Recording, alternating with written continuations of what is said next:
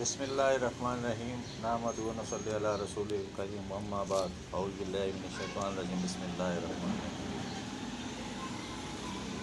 السلام علیکم dear views, کیسے ہیں آپ؟ خیریت سے ہیں؟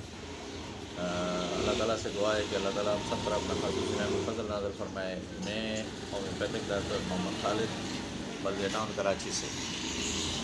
تو موجودہ صورتحال اور اس ٹینشن زدہ زندگی اور لوگوں کی تکالیف، سٹریس، انزائٹی اور مختلف پریشانیوں کے باعث انپوٹنسی، سیکسول ڈیبلٹی عام اصطلاح میں جس کو نامردی یا ذوحبا یا کمزوری کہا جاتا ہے، کمزوری با کہا جاتا ہے، اس سلسلے میں کافی لوگ مطلب ہے کہ میرے پاس پیشنٹ بھی آ رہے ہیں، اور اس میں یہ ہے کہ لوگ پریشانی کا بھی شکار ہیں۔ تو اس صورتحال کو دیکھتے ہوئے میں نے ایک چھوٹی سی ایک شارٹ کلپ، یعنی کہ یہ محدود، زیادہ لمبی بات کروں گا تو ظاہر سی بات ہے یہ ٹاپک تو بہت وسیع ہے۔ تو اس مرض میں زیادہ تر ہمارے بدقسمتی سے نوجوان جو زیادہ نیٹ اور یہ کیبل وغیرہ ان چیزوں میں زیادہ وقت گزارتے ہیں، رات کا زیادہ ٹائم صرف کرتے ہیں، نماز نہیں پڑھتے اور ان فضول کاموں کی طرف جو ہے نیٹس میں مشغول ہیں۔ تو اس مرض میں جو قوت مجامت ہے یا تو بالکل کم ہو جاتی ہے یا بالکل ہی زائل ہو جاتی ہے۔ جماع کی طرف رغبت ہوتی ہے یا تھوڑا سا انتشار ہو کر طبیعت رہ جاتی ہے، اور مریض کے خیالات جو ہے بہت منتشر رہتے ہیں اور وہ پست ہمت ہوتا ہے۔ تو پست ہمت ہونے کی وجوہات یہی ہوتی ہے کہ جب بندے کے پاس طاقت نہ ہو اور قوت نہ ہو، کسی کام کرنے کے قابل نہ ہو، تو پھر ظاہر سی بات ہے اس کی ہمت جو ہے وہ پست ہی رہتی ہے۔ اس مرض کے جو ہے نا اسباب کیا ہیں؟ عضو تناسل یا خصیوں میں کوئی پیدائشی نقص ہونا، یا کثرت مباشرت، مشزنی، کثرت جریان، منی و احتلام، بعض امراض زیر آتش اور سوزاک، قلت منی، تفکرات، زیادہ دماغی محنت، سوچ بچار کرنا، غم و وہم، موٹاپا، جسمانی کمزوری، مدر یا چرس یا بنگ یا شراب وغیرہ پینا اور افیون کھانا، یہ جو ہے نا اس کے اسباب ہیں۔ اس کے علاوہ اور بھی بہت سارے اسباب ہیں، لیکن زیادہ تر ان چیزوں میں خاص کر اسپیشلی نوجوانوں میں زیادہ چیز جو ہے نا یہ چیز جو ہے اس امپوٹنسی کی طرف لے کے جاتی ہے۔ اب ہم آتے ہیں اس کے علاج کی طرف۔ تو اس کی جو سب سے پہلے میڈیسن ہے وہ ہے اگنس کاسٹس۔ ہمارے ہومیوپیتھک میں یہ ایک بڑی مشہور دوا ہے جس میں آلات تناسل جو ہے ڈھیلے پلپلے اور ٹھنڈے اور خواہش شامانی معدوم ہو، اور جب بار بار سوزاک کا مرض ہو، جو ہو جانے کے باعث جو ہے نا نامردی ہو جاتی ہے۔ یہ کیو کی صورت میں جو ہے نا یہ استعمال کی جاتی ہے صبح شام۔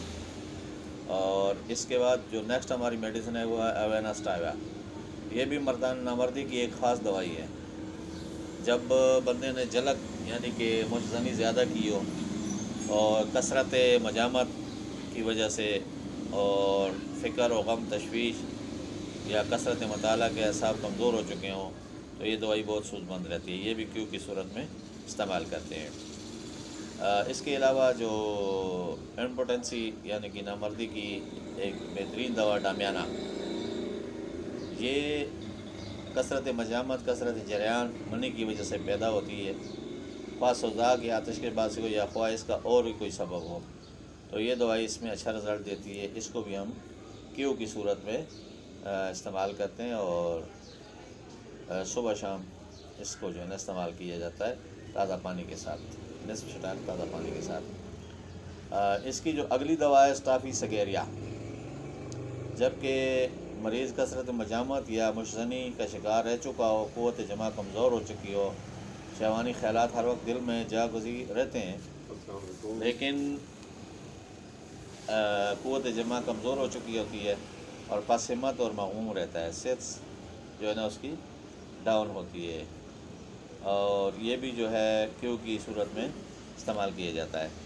اس کے علاوہ اگلی جو اس امپوٹنسی کی دوائی ہے سیلیکس ناگرا، تو بوجھ جلد جب جریان منی بکثرت ہو اور قوت مردمی کمزور ہو چکی ہو، تو جسم جو ہے وہ جان بہت کمزور ہو چکی ہے، تو یہ دوائی بہت نفع دیتی ہے۔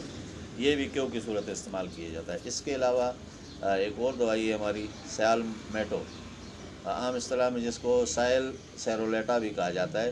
یہ بھی نامردی کی ایک نہایت مؤثر دوا ہے، جبکہ نوجوانوں کو بوجھ جلک یا کثرت مجامت یہ عارضہ لائق ہوتا ہے، اور قوت باہ جو ہے وہ کمزور ہو چکی ہوتی ہے، جس کی وجہ سے وہ مجامت سے نفرت کرتا ہے۔